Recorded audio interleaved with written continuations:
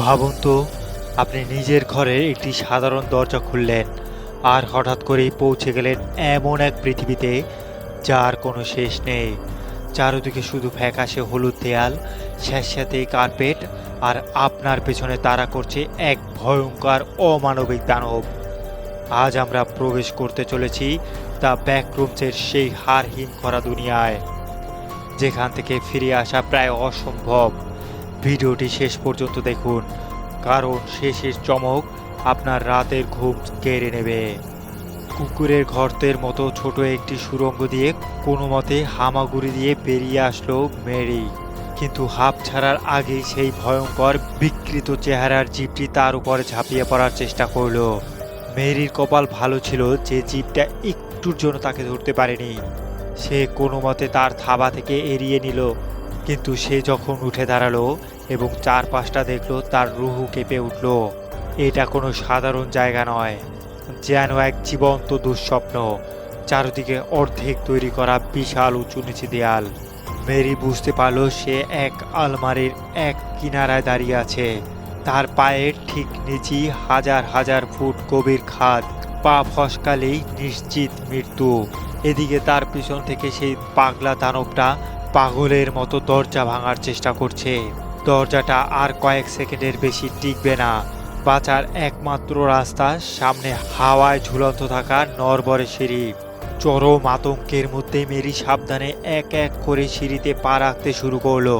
ঠিক তখনই পিছন থেকে দরজাটা শব্দে ভেঙে পড়ল। মেরি কোনো মতে উপরে উঠে ক্লার্কের বেসমেন্টে ঢুকে পড়তে সক্ষম হলো। কিন্তু এই বেসমেন্টটি কেমন যেন অদ্ভুত, পরিচিত মনে হলেও জায়গাটা বড্ড অচেনা লাগছিল। কিছু সময় পেছনের গল্পে যাওয়া যাক। ক্লার্ক নামের এক ব্যক্তি এই ফার্নিচারের দোকান চালাতো। একদিন সে তার দোকানের এক অদ্ভুত বোতাম চাপে। বোতাম চাপতেই সামনের দেয়ালে এক রহস্যময় আলো ঝলমল করে উঠল।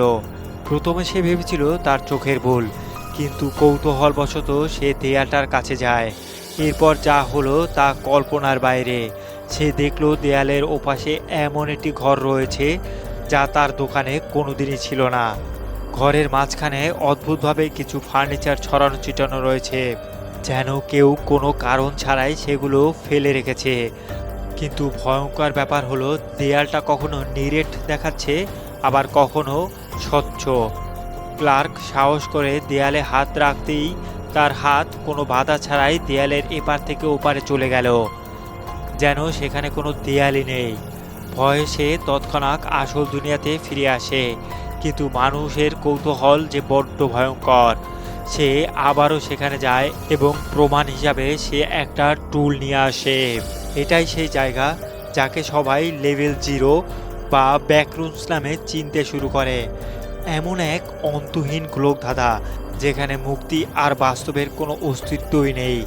চারদিকে শুধু হলুদ ফ্যাকাশে আলো, কোনো জানালা নেই, বের হওয়ার কোনো রাস্তা নেই। প্রতি মুহূর্তে মনে হয় অদৃশ্য কেউ আপনাকে দেখছে।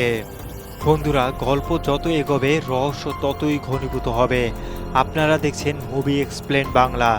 যদি আপনাদের এই গা ছমছম করা রহস্যের দুনিয়া ভালো লাগে, তবে এই চ্যানেলটি সাবস্ক্রাইব করে দিন। আপনার একটি লাইক এবং কমেন্ট আমাদের এরকম দারুণ দারুণ গল্প বলতে আরও উৎসাহিত করে। অসংখ্য ধন্যবাদ আপনাদের এই ভালোবাসার জন্য। চলুন আবারও গল্পে ফেরা যাক। ক্লার্কের ব্যক্তিগত জীবন এমনিতেই খুব খারাপ যাচ্ছিল। তার ফার্নিচারের দোকানে লোকসান চলছিল, স্ত্রীর সাথে ডিভোর্স হতে চলেছে। এর মধ্যে দোকানের অদ্ভুত কারেন্ট বিল আর ভৌতিক ঘটনা তাকে পাগল করে তুলেছিল। সে তার মনোচিকিৎসক মেরিকে সব জানায়, কিন্তু মেরি মনে করে এসব ক্লার্কের অতিরিক্ত মদ্যপানের ফল। নিজেকে প্রমাণ করার জন্য ক্লার্ক তার দুই বন্ধু কেট আর বার্মিকে নিয়ে সেই বেসমেন্টে যায় ভিডিও রেকর্ড করার জন্য।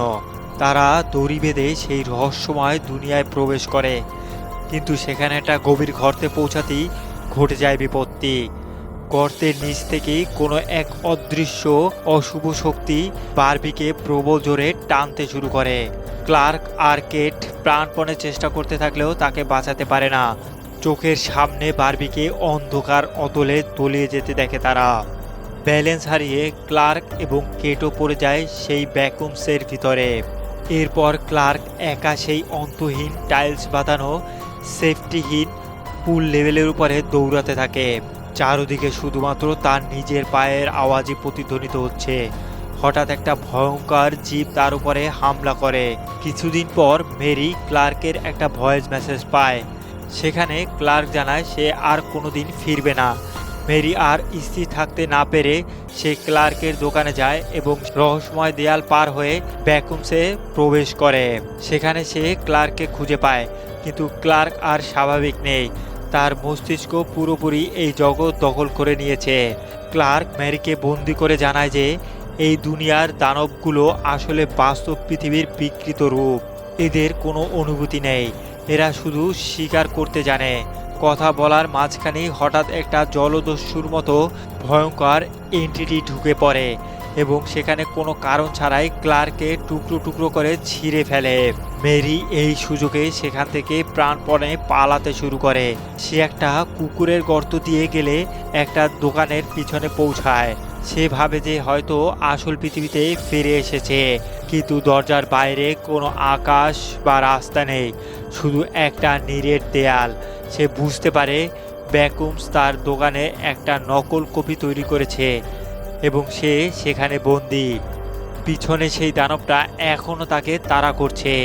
মেরি একটা পাথর দিয়ে দানবটাকে আঘাত করে এবং একটা সরু ফাটলের মধ্যে ঢুকে পড়ে।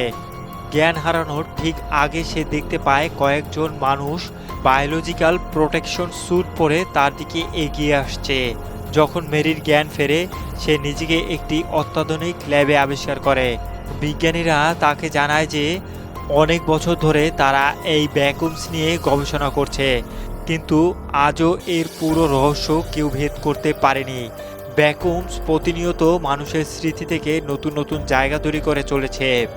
আর ঠিক তখনই ক্যামেরা ঘুরে যায় অন্য একটি ঘরের দিকে। সেখানে দেখা যায় মেরির অবিকল চেহারা নিয়ে একটি নতুন দানব বা এন্টিটি চেয়ারে চুপচাপ করে বসে আছে। ভ্যাকুমস ইতিমধ্যে মেরিরও একটি বিকৃত কপি তৈরি করে ফেলেছে। বন্ধুরা, গল্পের শেষটা তো তোমরা দেখলে, কিন্তু এখন তোমাদের কাছে দুটো প্রশ্ন রয়েছে। তোমার কি মনে হয় ম্যারি সত্যি সত্যি বাস্তব পৃথিবীতে ল্যাবরেটরিতে ফিরে আসতে পেরেছে, নাকি সেই ল্যাবরেটরিটাও ভ্যাকুমসের তৈরি আর একটি নতুন বিভ্রম মাত্র?